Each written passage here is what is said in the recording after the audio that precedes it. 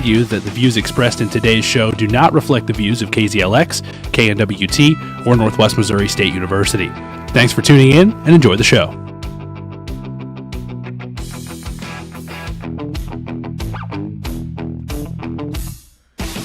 Welcome back into the Weekend Sports Kickoff. Jacob Blair, Nolan Brooks, Andrew Blotnick, and Austin McNorton with you here on KZLX and KNWT Channel 8, streaming on Facebook Live on the KNWT Channel 8 Facebook page.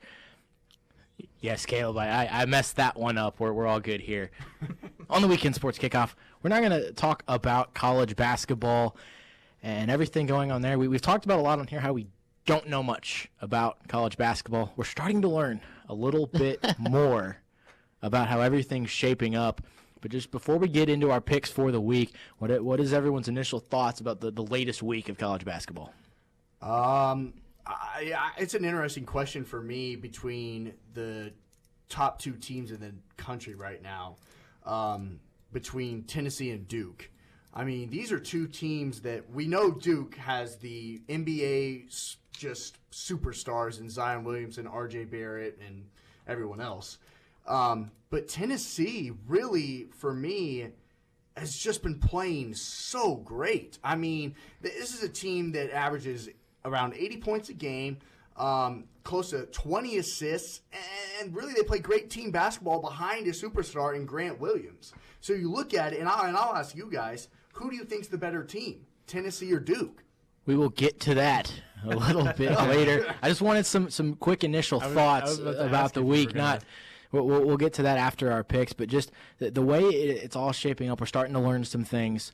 You know, some teams have started struggling a little bit, but teams up at the top are working. So we'll go ahead and get into our first pick of the week. And Trevor, who's for some reason still in charge of all of this, even though we have not seen him on the Weekend Sports Kickoff this semester. He's going to be here at some point, we think. Or on radio at all, for that matter. Yeah, we're gonna see him or hear him at some point, we think. But you did a good job giving us some games to pick this week. The first one is Villanova at Marquette. So they're going to take place in the Fiserv Forum. Marquette, 10th in the nation. Villanova, 14th in the nation. 19-4 for Marquette. 8-2 in the Big East. Villanova 19-4 and undefeated in the Big East. The big one on this game is Marquette lost to St. John's in their last game, 70-69. Villanova beat Creighton in overtime, 66-59. So both teams coming off of some big tests. We'll start with Andrew. Who do you have in this one? I've said it every single episode. I feel like every single week we come back and we're talking about Marquette. Marcus Howard he's a baller, and this is a team. I love this Marquette team. I had them very high on my watch radar at the beginning of the season, and yeah, the St. John's loss is tough, but I feel like it kind of brought Marquette back down to earth because they were skyrocketing in the polls every single week, and this loss is going to set them on the right path, and they know that this is a tough test against Villanova, and this is a game that matters, and it's a home game, so that stadium is going to be packed. And this is basically going to be the game for the conference. These two teams are going to be battling the rest of the season, and I think Marquette's going to be able to get a win here. Yeah, when you look at the Big East, Villanova at 10-0, Marquette at 8-2. Two teams in St. John's and Georgetown at 5-5, and then Seton Hall, DePaul, Creighton, and Butler all at 4-6. Not a great conference thus far, other than Villanova and Marquette. So Nolan, who do you have in this one? I'm actually going to take Villanova. Villanova's a strong team. I mean, every year they show you, or over the past couple of years, really, they play pretty fundamentally sound basketball. And, I mean, being at 14th in the nation, that ain't that bad for coming off of two national titles over the past couple of years. So I think Villanova could go on the road here and take down Marquette at home. Villanova's got the weapons. They have the three-point shooting. I mean, they really break up a zone, and from what I've seen, Marquette does like to play zone a little bit, and Villanova's really good at kind of spreading out that zone, getting penetration inside, and breaking up that zone quite easily in order to run away with games. So I'm going to go with Villanova over Marquette. I'm also going to go with Villanova in this game. For me, you're not going to stop Marcus Howard. No one can. So you're going to – and I think Villanova has the capabilities to do it behind Jay Wright of forcing the other Golden Eagles to not get any, to really be uncomfortable and let Marcus Howard just have a one-man show. And then on the offensive side for the Wildcats, Phil Booth has really had a pretty good season as a senior, averaging 18 a game, 4 assists. So I think offensively, you fall behind him, and as Nolan said, be able to break apart that zone for Marquette. Marcus Howard is going to get his, but overall, I think Villanova is going to be capable enough to stop the other Marquette Golden Eagles and get a win on the road. So before we get to my pick on this one, we look at Trevor, Ryan, and Kramer. They're all rolling with the Golden Eagles of Marquette, and I'm going to agree with them. I've got Marquette as well in this one. I think Marcus Howard is going to be too much at home for Villanova. I think with the way the Big East schedule has worked, you don't have a whole lot of big tests in this. So this is the first big test for Villanova. They're going to be at Marquette, and I think that plays the bigger role. It's hard to win away games in college basketball. That's a hard thing to do. And when you got a good team like Marquette, I think they get it done, and they go and get a game back on Villanova in the Big East. So now we'll move to game number 2 on our list, Wisconsin and Michigan. We all know who Kramer is picking in this one. Don't really need to say that. He's got Michigan. You look at this game, Wisconsin, they won the first battle between these two teams.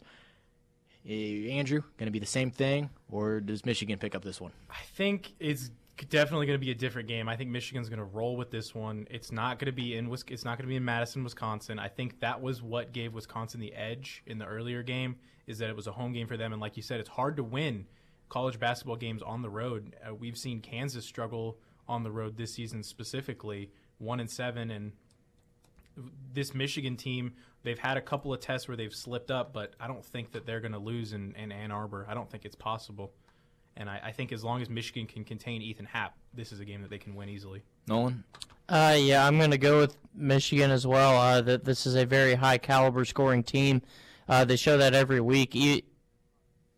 Even in the games that they have lost this season, which is only 2, they've been close. It's not like they've been blown out by any sense, and there's nothing really to kind of put against them other than way too many turnovers, maybe, and missed free throws. So I think Michigan comes out firing, and I think, honestly, they're going to run away with this game against Wisconsin.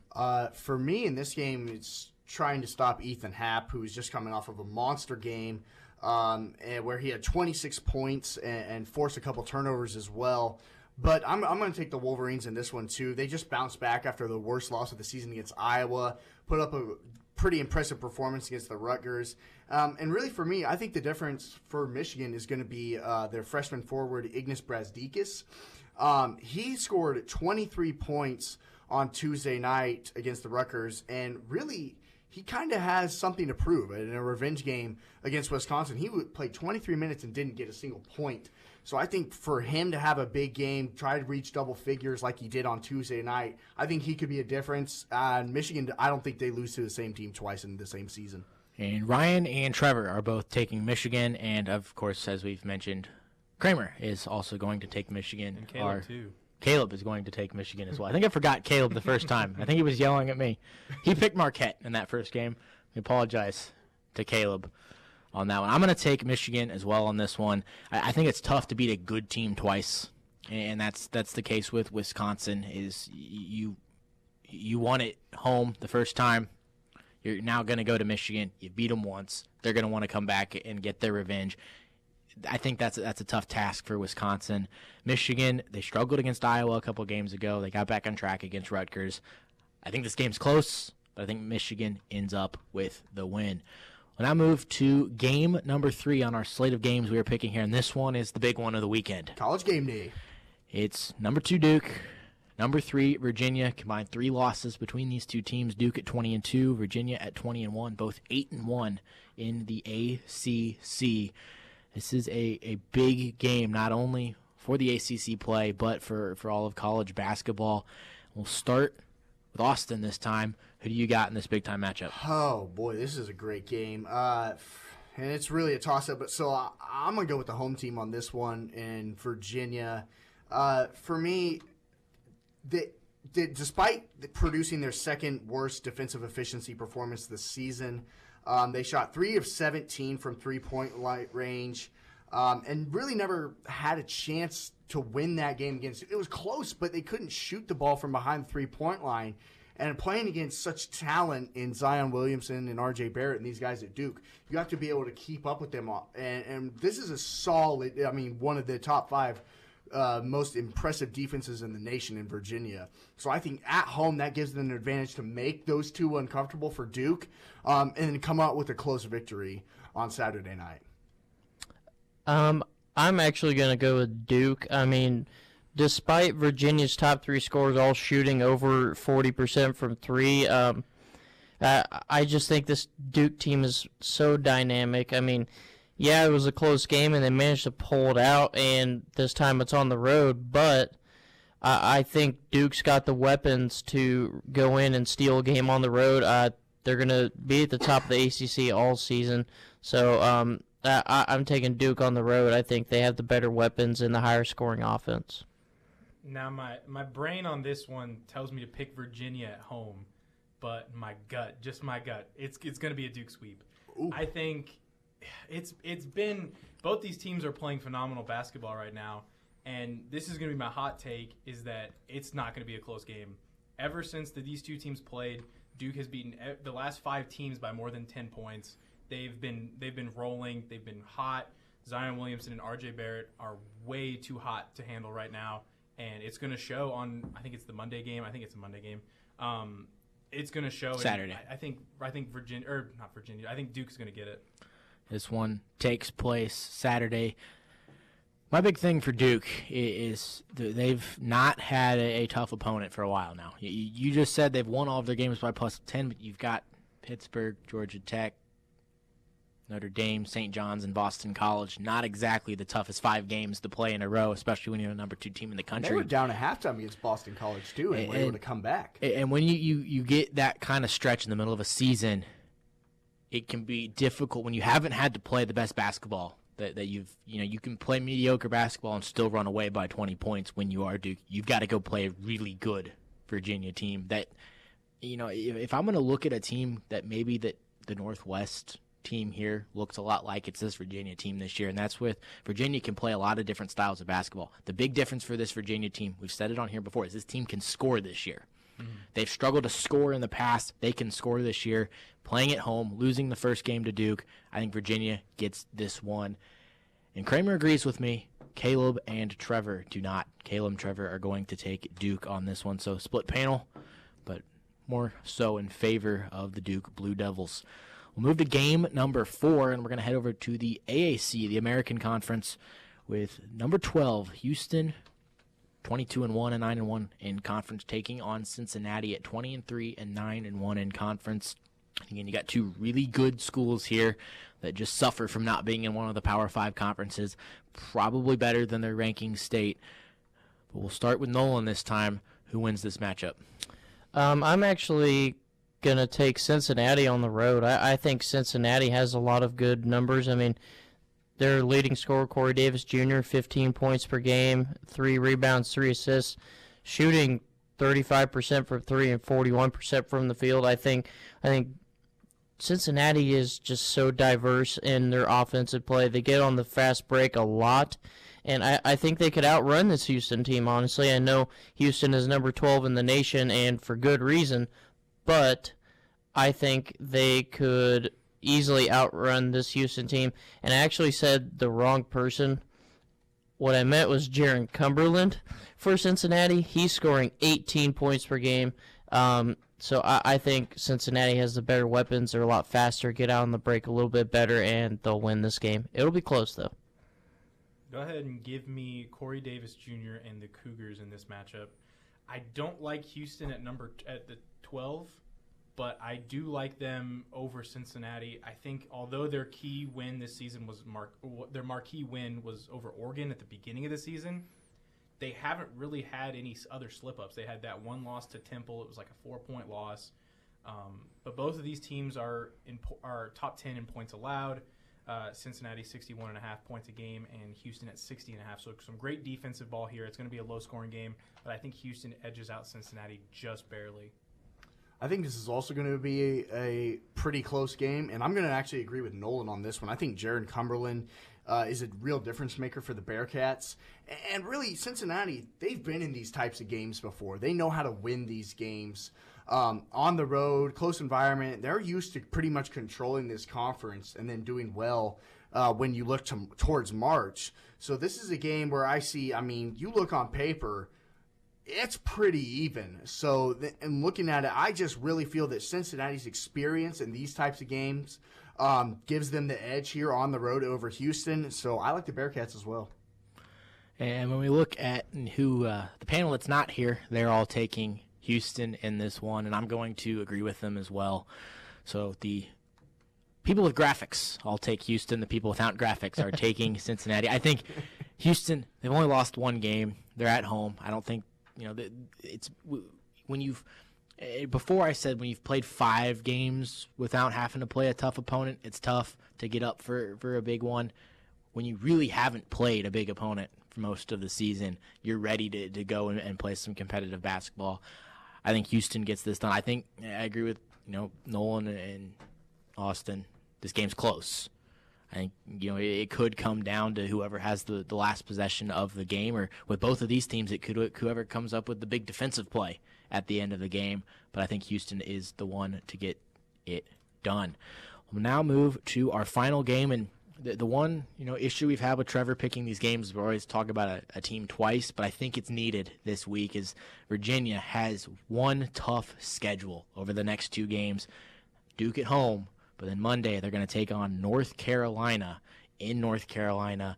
That's a tough game for them. Andrew, who wins this one? And I think this game you really got to put that Duke-Virginia matchup into the analysis of it between Virginia and North Carolina. And that's what I was just about to get into. I'm assuming that my pick of Duke beating Virginia earlier happens. I think North Carolina wins this game because Virginia is going to be coming in beat up. They're going to be coming into North Carolina, into their stadium. And although Virginia has a top defense at 52.9 points a game, North Carolina is averaging 88 points a game and 5 more assists. And 3 of the 4 losses have been at home.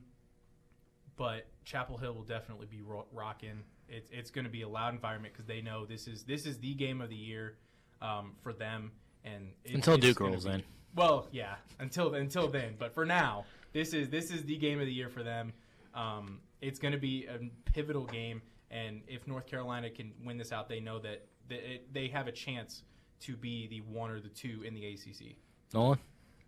I'm going to do the same thing as Andrew just said. If Duke goes in and beats Virginia, I think Carolina's going to take this game. I mean, Carolina's playing great basketball right now. 16 points per game from Cameron Johnson, 15 points per game from Kobe White. They are very dynamic, and when I've watched them, they're very high-powered. They move fast. They shoot a lot of three-pointers, and they make your offense run. And if you can't keep up with them, then they're going to run away with the game. So I'm going to take Carolina at home over Virginia because I think North Carolina can outrun Virginia and outshoot them. So this is truly a game of defense versus high-powered offense. I mean, you look at North Carolina averaging 88 a game versus the best defensive team in the nation, only giving up 52 a game. So who does that lean towards? I'm going to go with a home team on this one. I mean, you look at North Carolina, that place is going to be rocking. And usually in an environment like that with these like blue blood programs, I mean, you immediately think of Kansas that comes to mind, Kentucky. If those teams like that, they hit 2-3 threes in a row, that turns to 10 or 15 just instantly because the crowd gets behind them and they feel like that rim just gets bigger and bigger. And so with that, I'm going to give the edge to North Carolina on this one. But the thing that makes it interesting is what Jacob says. They're similar to Northwest in the fact that Virginia can kind of play any style and compete well. So that's what makes this game close for me. But I'm going to give the edge to Roy Williams. And when we look on our graphic, Trevor, he's going to take Virginia. Caleb's going to take Virginia. And Kramer, he wants to make sure we know he's taking Virginia. So it says North Carolina up there. He made that evidently clear to us as soon as that graphic went up that he wants Virginia. For me in this game, I don't think Virginia can win both of these games. I think this is too tough of a back-to-back or a two-game stretch. I think Virginia won't win both. If they end up beating Duke, I don't think they beat North Carolina. Because I have them beating Duke, they're not going to beat North Carolina for me. Vice versa, if Duke beats them, I think they roll into Chapel Hill and beat North Carolina. But with my picks, give me North Carolina. They like to get up and down the floor, and I think that's the one style of basketball that Virginia does struggle with, is when teams just want to run constantly. I think they can slow North Carolina down. I don't think they can stop them at home. So give me North Carolina. We'll now move to our final group of picks for the weekend. It's the Road Warrior. It's where we pick a team that is not favored or not ranked higher than the home team. You pick an away team. And I'm not quite sure how these have gone this season. I think they've been kind of all over the board. But we'll start with Andrew. Who's your Road Warrior this week? My Road Warrior this week, Ohio State over Indiana in Indiana. Stat-wise, these two teams are very similar in points, rebounds, assists, points allowed. Across the board, basically, these two teams are very, very similar. Ohio State's coming off some tough games. I think in their last 8, they're 2-6. But Indiana is even worse, going 1-7 over the last couple of 8 games. One of them being to a 12-10 Northwestern team. I think it's going to be a battle of the two poor teams down the stretch, but I think Ohio State's going to edge out and get that win at home or on the road against Indiana. So Nolan, did you end up finding yourself a Road Warrior? I did, sir. I'm going to take Minnesota on the road against Michigan State.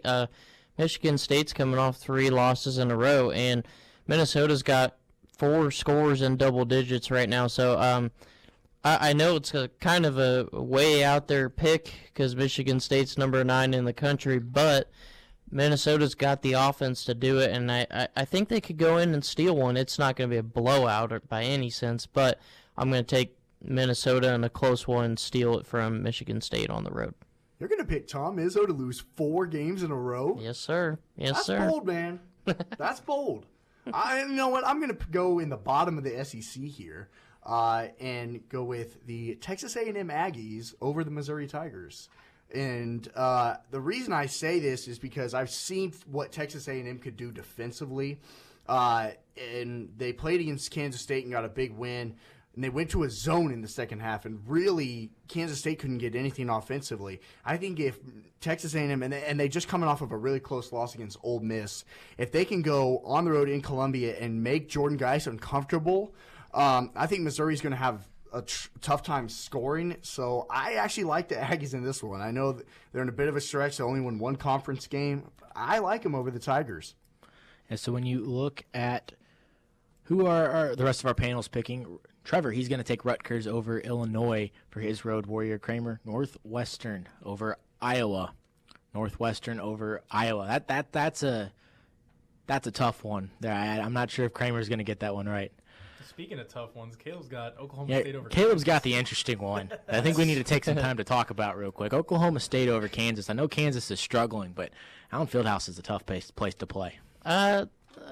I'll go ahead. I'll speak for Kansas. I'm a Kansas fan, but I mean they're struggling right now, like you said. I mean they just lost LaGerald Vick also to absence, whatever that is. Bill Self's doghouse. That's what that is. So I mean that's exactly. They what lose that another is. key player. So I think I agree with Caleb. I think Oklahoma State could go in there and steal a game on the road easily. I mean. We've seen it before. Villanova nearly came into Allen Fieldhouse and stole a game, and that was a non-conference game, of course. But still, I mean, it's doable. So I know Oklahoma State is in bottom of the conference, but KU drops games to West Virginia. Yeah, West Virginia and lower tier teams. So I think Oklahoma State could do it. So I agree with Caleb. Don't you think that though KU will be so fired up and those fans will be just so amped after losing to Kansas State? They come back to the Fog. I think KU will win by 30. I don't know. I mean, you have a bunch of freshmen playing who are already out of their minds. But by losing this it. point with Kansas, there's a lot of distraction. Yes. Well, And and the real question with Kansas is, at this point, after losing LaGerald Vick, are they healthy, Jacob?